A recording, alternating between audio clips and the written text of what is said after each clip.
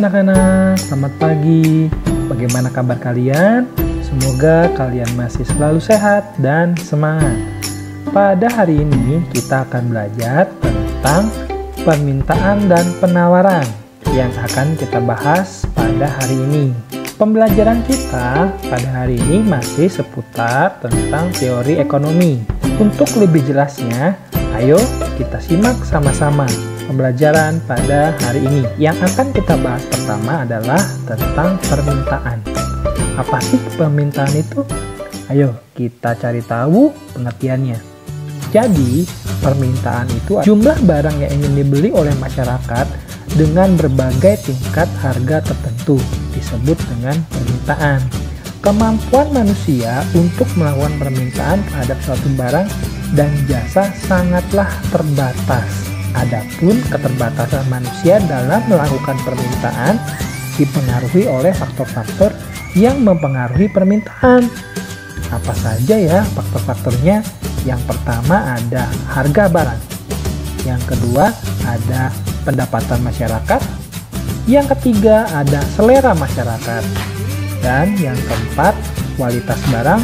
Dan selanjutnya ada harga barang lain, jumlah penduduk, ramalan masa depan. Itu yang terakhir. Jadi ada 7 faktor ya yang mempengaruhi permintaan manusia di dalam masyarakat.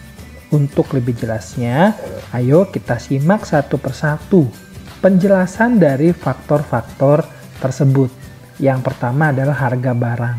Faktor harga barang yaitu harga suatu barang akan mempengaruhi banyaknya jumlah barang yang diminta. Jika harga barang naik, maka jumlah barang yang diminta berkurang.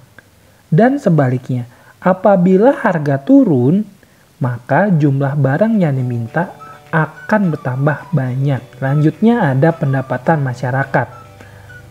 Pendapatan yang diperoleh oleh seseorang akan mempengaruhi permintaan barang.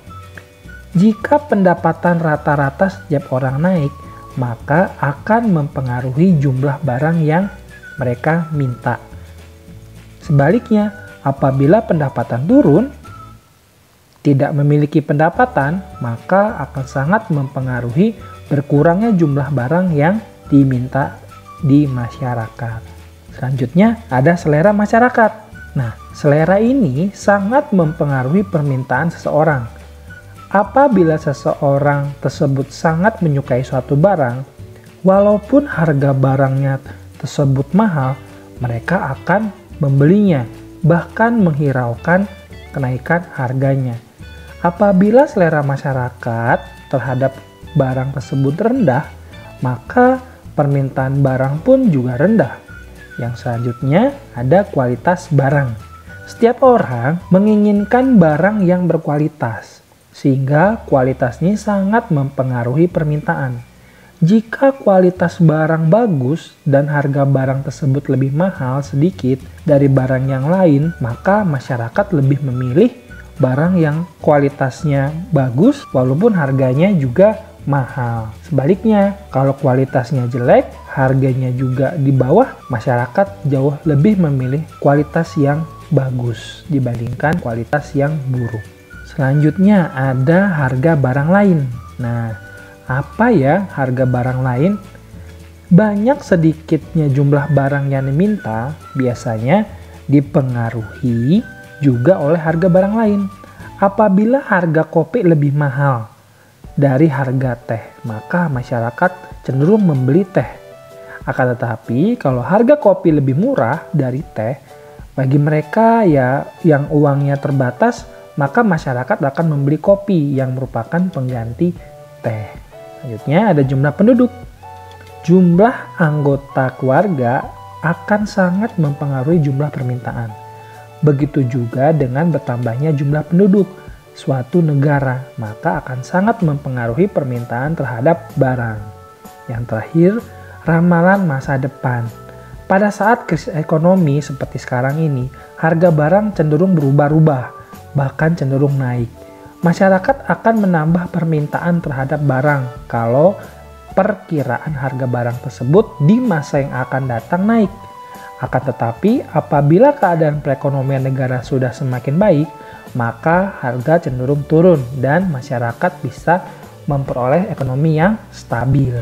Nah, itu adalah penjelasan dari faktor-faktor yang mempengaruhi permintaan anak-anak. Silahkan kalian cermati dengan baik ya. Nah, selanjutnya kita akan mempelajari anak-anak hubungan antara berbagai harga dengan jumlah barang yang diminta dapat digambarkan dalam sebuah grafik yang disebut dengan kurva permintaan. Kalian cermati ya, sama-sama. Kurva permintaan adalah grafik yang menggambarkan sifat hubungan antara jumlah permintaan barang atau jasa dengan harga dalam berbagai kondisi. Hubungan antara harga dengan jumlah barang yang diminta dapat kita lihat dalam suatu daftar di bawah ini. Dan selanjutnya kita buat dalam bentuk grafik. Silakan perhatikan grafiknya ya. Nah, sebelum memperhatikan sebuah grafiknya, Bapak juga akan mengajarkan kalian nanti untuk membuat tabel grafik tersebut. Di video tutorial pembuatan grafik yang selanjutnya ya. Nah, selanjut saja kita sudah memahami ya bentuk kurva permintaan dalam bentuk grafiknya. Selanjutnya kita akan mempelajari permintaan yang dapat dibedakan menjadi 2 poin anak-anak. Yang pertama, permintaan menurut daya beli konsumen. Yang kedua, permintaan menurut jumlah konsumen. Apa sih permintaan menurut daya beli konsumen? Ayo kita bahas sama-sama. Permintaan menurut daya beli konsumen itu ada 2, yaitu permintaan efektif dan permintaan potensial. Permintaan efektif yaitu permintaan yang didukung dengan kemampuan daya beli. Artinya, permintaan ini berasal dari konsumen yang betul-betul memiliki kemampuan untuk membeli barang dan melakukan transaksi. Yang kedua, permintaan potensial, yaitu permintaan yang didukung dengan kemampuan daya beli, tetapi belum melakukan transaksi.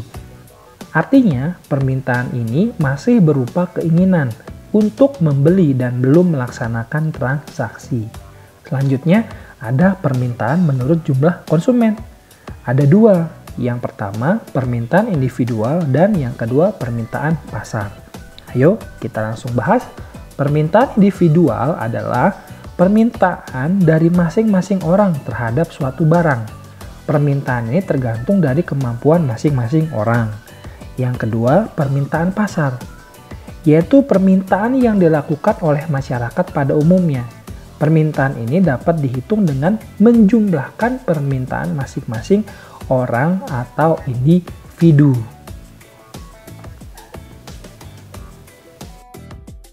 Ya, anak-anak, itulah materi tentang teori permintaan. Semoga kalian dapat mengerti dengan baik. Apabila masih ada pertanyaan, silakan bisa bertanya kepada Bapak. Terima kasih.